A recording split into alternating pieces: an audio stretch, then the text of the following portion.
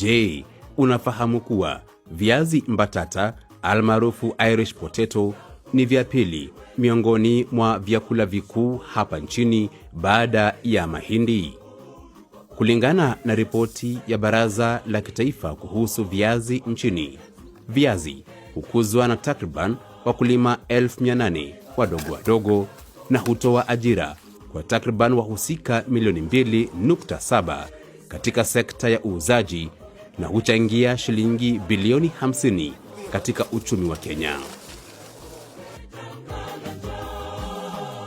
Umuhimu wa zao hili hapa nchini ni jukumu lake kuu katika kukabiliana na umaskini na kuhakikisha usalama wa chakula, jukumu ambalo ni mojawapo wa nguzo za serikali chini ya ajenda 4 kuu. We must empower our farmers with the information necessary to increase their output per acre, reduce their unit cost of production, and therefore significantly improve returns on their investment.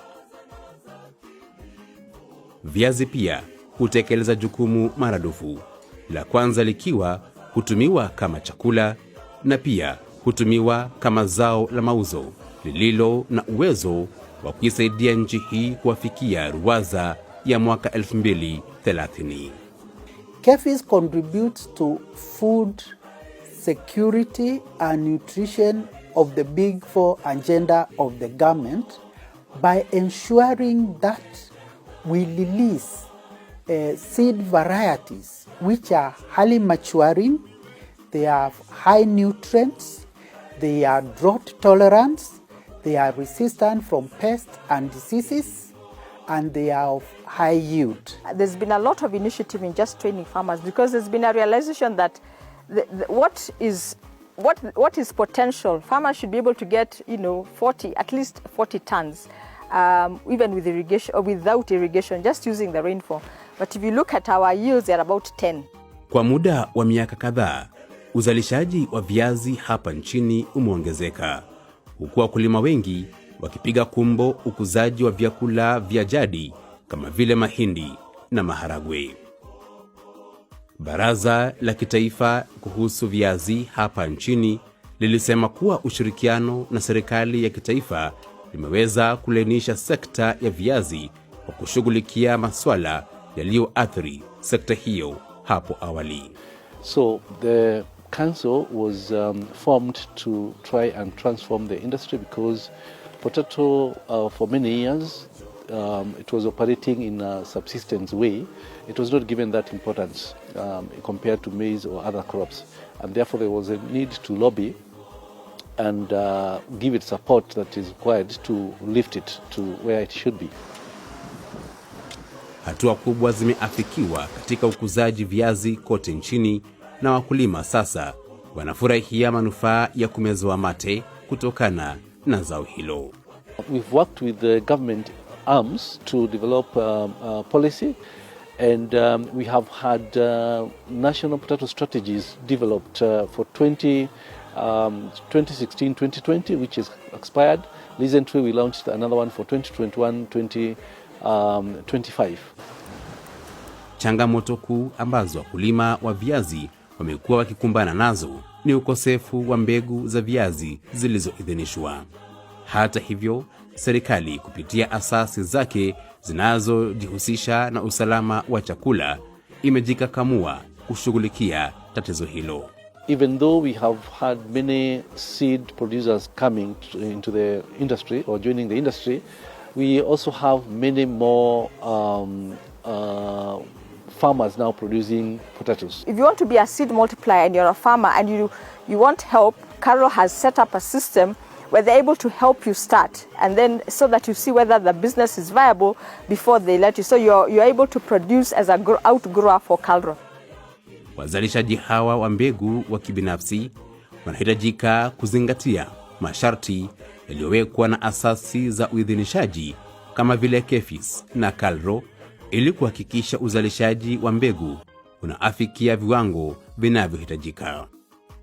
We go and inspect their fields during active vegetative growth to ensure that they are true to type and they are free from pests and diseases and there are no weeds and other crop seeds. Huduma ya Taifa kwa Vijana NYS ni mojawapo wa wazalishaji wa mbegu za viazi hapa nchini. Huduma ya NYS ilijitosa katika uzalishaji huu kwa lengo la kuisaidia serikali kuziba pengo la soko la mbegu za viazi. Kituo chao cha Tumaini kilichoko katika kaunti ya Nyandarua sasa ni cha pili kwa ukubwa katika uzalishaji mbegu za viazi barani Afrika. When we are setting up this potato seed production, we relied very close.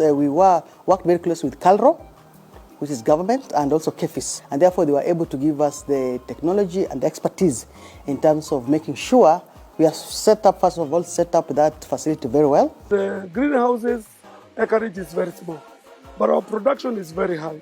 As of now, weekly we harvest, like for example, about 200 to 300 kilos. Kituo hicho ambacho kiko katika kaunti ya Nyandarua, kaunti ambayo ni maarufu sana kwa ukuzaji wa viazi humu nchini, kimesambaza maelfu ya tani za mbegu zilizoidhinishwa kwa wakulima kote nchini tangu kilipoanza uzalishaji wa mbegu hizo miaka 3 iliyopita. It was strategic because we know farmers come around that area. Potatoes are grown largely in Central Province, and therefore it is strategic, and we decided to go to Tumaini. The weather is good. We estimate to produce about 33% of the national production of potatoes, averaging more than 550,000 metric tons. Hatua ya kubuni kituo hicho muhimu ambacho hutumia teknolojia za kisasa ambazo ni mfumo wa aeroponics na pia mfumo wa hydroponics iliwezeshwa na asasi mbalimbali za serikali kuhakikisha ufanisi wake. We were able to partner with National Youth Service Tumaini to transfer that technology to them so that they can grow the potatoes in large scale and produce a large amount of potatoes which will be used to meet the demand of potato tubers in the country. We had a periodic visit just to go and advise and then get the facility off the ground. Then once the facility was off the ground, then we backstopped, or we gave them technical support as they asked. Mfumo wa aeroponics ni aina ya teknolojia ambapo mizizi ya mimea huning'inia na hupata virutubisho kupitia njia ya mvuke. Usually you can produce tubers from a plant. From one plant you can get about 5 tubers. So what aeroponics does is that from the same plant you can harvest over 6 months and you can get about 40 or more tubers from one plant. Aina hii ya teknolojia ina manufaa mengi.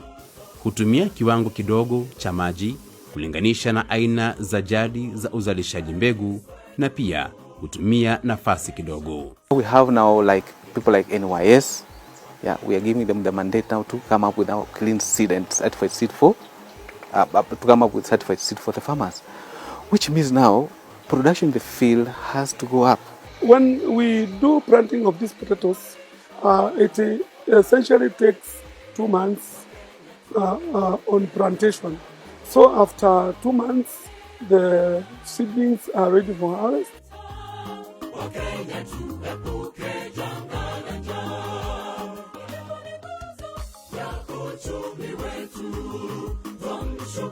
Kwa upande mwingine, mfumo wa hydroponics ni teknolojia ya ukuzaji viazi ambapo mimea hukuzwa bila kutumia udongo.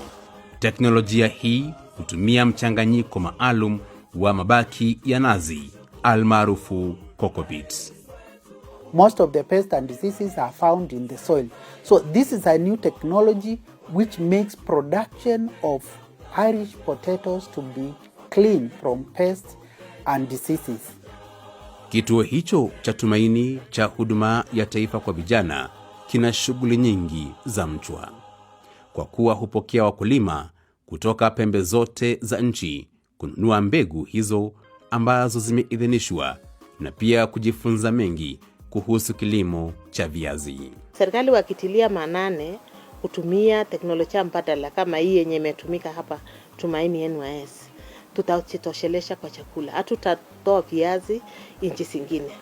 Wakulima hawa pia wamekuwa wazalishaji mbegu katika maeneo yao, na hivyo kusaidia serikali katika juhudi za kuhakikisha wakulima wote wanapata mbegu za viazi zilizoidhinishwa. National Service plays a very big role in ensuring that the country is food secure. And every place where we are, we also teach the local community even how to farm. So it's not just farming within National Service, but you find that the local communities also come to learn what is it we are doing. An example of Nyandarua County, they are organized into groups. They have 88 groups comprising of 50 farmers per group. So if a group is buying these seedlings from us, we sit them down. We have good lecturers who have gone through the program and they know exactly what is expected of them. So they give this information to the farmers. Si tunaona hii mbegu mpya ni mbegu mzuri, iko na mazao mingi kuliko ile tunapanda masinani. Sababu ile ya masinani unaenda kwa kila mtu unamuuliza viazi ya kuusia na imepandwa miaka mingi. Sasa ukileta kwa samba, hiyo viazi inakuwa ni mgonjwa, ingine inakuwa imemalizika mazao. Sasa ukienda kwa samba wakati wa kuvuna, unakuta hakuna kitu unatoa kwa samba. Wakati wakulima wanapotembelea kituo hicho, wakulima hao hufunzwa kuhusu nyanja zote za kilimo na hususan kuhusu umuhimu wa mbinu bora za kilimo na utumizi wa pembejeo za kilimo ambazo ni muhimu katika kuimarisha uzalishaji wa viazi. Hii viazi ya hapa ilitusaidia sisi kabisa, na tulipanda tukafuna kunia 70. Tukarudi tukatengeneza kwa mbegu. Tukatengeneza mbegu, tukarudisha tena kwa shamba, tukapata kunia 120.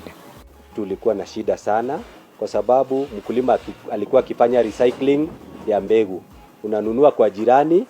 Kwa hivyo nimejua saa hii siwezi nunua mbegu kutoka kwa jirani kwa sababu zitatoka kule na ugonjwa, deficiencies na kadhalika. Tumetengeneza magroups. Sasa hizo magroups Jumatatu iliyopita tulikuwa masomo kwa NYS. Kama hii sasa tulikuwa tumeenda group 3. Sasa tukasoma. Sasa na sisi tulisoma tukuje tusomesha wao wengine. Wakulima hawa wanasema ujuzi waliopata baada ya kutembelea kituo hicho cha NYS utawasaidia kuimarisha kilimo cha viazi katika maeneo yao. Tutasaidia serikali kwa kupunguza njaa kwa sababu tukijua kama saa hii it was the government policy, the big four, agriculture was one of them. Sasa tukipata mbegu mzuri, hii tumeona kama vile tumefundishwa siku ya leo ya kwamba kiazi kimoja kiko na uwezo ya kuzaa kuanzia 30 hadi 70. Kwa hivyo wakulima 30 watapata hizi mbegu haraka sana. Seed multiplication itafanyika. Tutaisaidia kwa kueneza good yields and harvests. Wakati tulikuwa tunapanda hizi mbegu zingine hazikuwa na mazao mazuri, lakini sasa hiyo mbegu tunatoa kwa NYS ina mazao mazuri kuliko sasa hiyo ya zamani. So with this certified seed, we have seen to actually be able to increase our productivity. The current productivity of potato national is estimated to be between 8 to 10 tons per hectare. Kulingana na Baraza la Kitaifa kuhusu Viazi, kaunti ya Elgeyo Marakwet pia imekuwa ikizalisha takriban tani 1250 hadi 1344 za viazi kila mwaka. Kwa kusema kweli mafuno yao ni safi. Bado unakuta mwingine anafuna mpaka kunia 150. Yenye sisi tulipata 120, anapata zaidi ya yetu. Hii viazi yenye tulitoa hapa tuliletewa na director wetu, ilifanya kazi mzuri sana na tunafurahia. Tulipata hiyo viazi, sasa tukauza ngine, tukapaitika na chakula na kuuza tukapata pesa ya kusomesha watoto. With the certified seed, you'll never have bacterial wilt, and you'll also not have a disease called potato cyst nematode. So certified assures you that your seed is clean. Wakulima wengi katika eneo hilo pia wamegeukia kuwa wakulima wa viazi kikamilifu kwa kuwa mashamba yao ni madogo na kwamba viazi huchukua muda mfupi sana kukomaa. Initially, where farmers used to grow maize, like in Rift Valley, we are seeing them move to potatoes. And therefore, we see that even if increase in seed production has occurred, we haven't completely covered the demand. Hakuna mahali upanda mahindi ndio tunakula hivi viazi. Tunaweka maharagwe. Inatusaidia kabisa. Licha ya kuwa wakulima wengi sasa wanafahamu umuhimu wa utumizi wa mbegu za viazi zilizoidhinishwa, wadau katika sekta ya viazi wanadokeza kuwa ipo haja ya uhamasisho zaidi kwa wakulima ili wote waanze kutumia mbegu hizi. This is potato crop. It was planted the same time with this one. So if you compare the two, you can see there's a big difference, and this is because of vigor and issues when you are picking seed, and that determines the quantity you harvest and also the quality. Fauka ya hayo, wakulima hawa wanadokeza kuwa hitaji la mbegu ambazo zimeidhinishwa linazidi kuongezeka, wakipendekeza kubuniwa kote nchini kwa vituo vingine kama kile cha NYS Tumaini ili kuwafikia wakulima wengi. Tunaomba NYS watusaidie wakuja hata Elgeyo Marakwet, hata wakianzia research ya viazi huko tunawakaribisha, kwa maana ili tusikuja hapa tena kuja hapa tunarudi tunaenda. Teknolojia ambayo serikali wameweka hapa ni ile ambayo it can be replicated, inaweza kufanywa mahali pengine, hata huko kwetu Elgeyo Marakwet inaweza fanywa mahali popote kusaidia wakulima wetu. We already have an extension of Tumaini in Turbo Field, which is in Uasin Gishu, and Uasin Gishu is next borders Elgeyo Marakwet. We have 100 acres that is set aside for potato seed multiplication. Once we produce the same, Elgeyo Marakwet people will be advantaged. They will get the potato seeds nearer in Turbo Field unit, which is in Eldoret.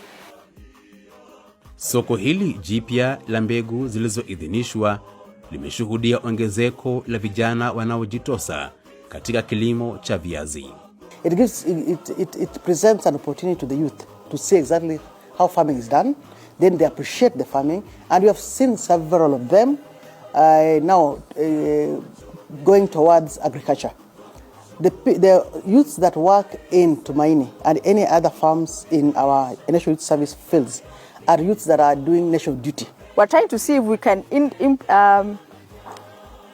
interest youth who into something that is different, so that we're not telling them to go to the farm and do what their fathers and their grandparents have done, but something that is new. Ninapoenda kwa vikundi, nina encourage vijana na ninaona wameanza kujiunga na wazazi wao, na tunaona kuna future, kwa sababu wakati wale wazazi watakuwa wameondoka, vijana wataendelea kuingia. Nilianza kulima viazi 2020 wakati wa COVID-19. Kuna ile wakati watu waliambiwa warudi manyumbani waende wakafanya kazi kutoka nyumbani. So hapo ndio tulipatana na Area Agricultural Ward, akatufunza jinsi ya kulima viazi, na from then nikaingia katika ukulima wa viazi.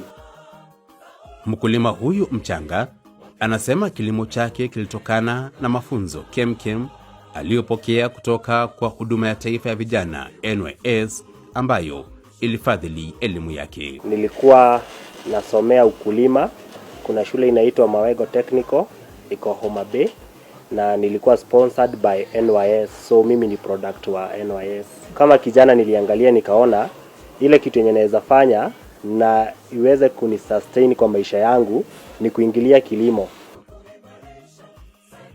Wakati mwingine wakulima wa viazi hulalamikia bei iliyodhoofika ya viazi. kutokana na wingi wa zao hilo katika soko. Kutokana na hayo, serikali imebuni mikakati kuwasaidia wakulima kunufaika na bei iliyoimarika. Miongoni mwa mikakati hiyo ni pamoja na ujenzi wa vituo vya kuhifadhi viazi ili kuwaokoa wakulima kutokana na hasara za baada ya mavuno. Also having support from the national government, at least you have promised that they are going to put to assist us put more cold storages, one in a place called Shamata, another one in a place called Wanjohi, and another one in North Kinago. Those will go a long way in trying to sort of reduce post-harvest losses. Hii store ambaye tunajenga sasa ya barafu itahakikisha ya kwamba wakulima wetu wako na pahali wakishavuna wanaweza kuweka. Mtu akikuja kama hakupatii ile bei unataka, wewe unajua viazi yako inaweza kukaa hapo zaidi ya miezi 6.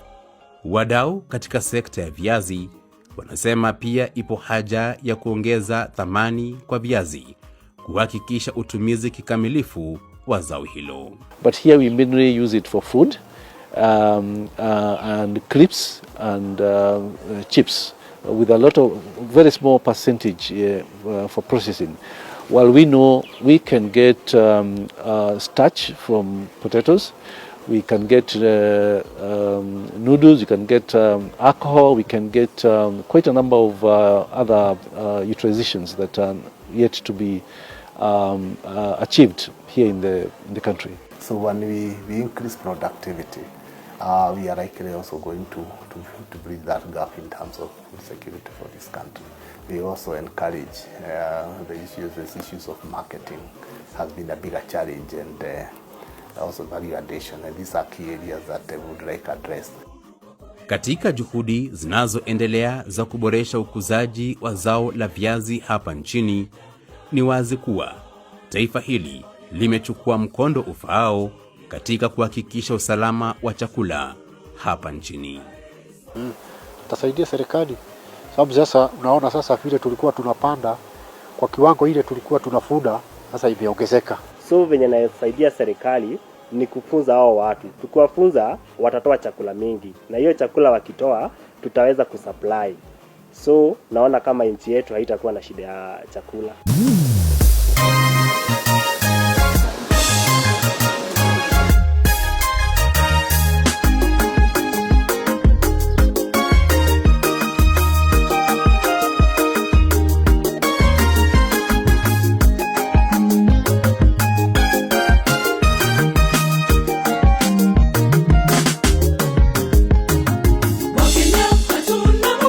Kusema ukweli